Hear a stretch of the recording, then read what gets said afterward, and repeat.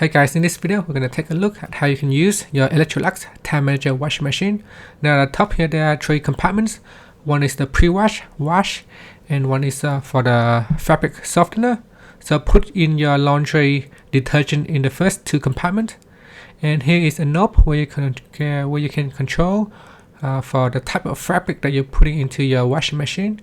So you can see here you got cotton mix, delicates, and tells us the time for each of the different settings. This is for spinning only. That is for rinsing. So you can go to rinse if you just need to rinse your clothes.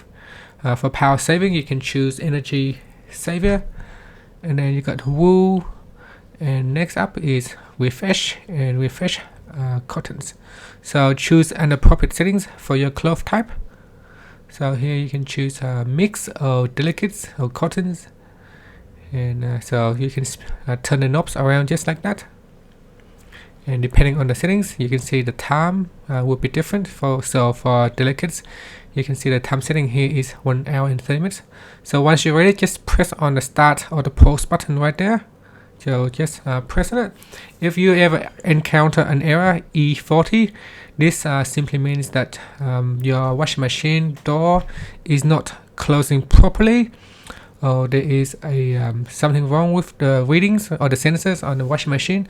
So in this case, just turn off your washing machine. So turn the knob back to the 0 position and open up your washing machine cloth. Make sure no cloth is sticking outside, so push everything in and close the door real tight, and then go back to the 0 position and then turn back to the settings that you had before. So for example, we're going to choose delicates, and then just press on the start button.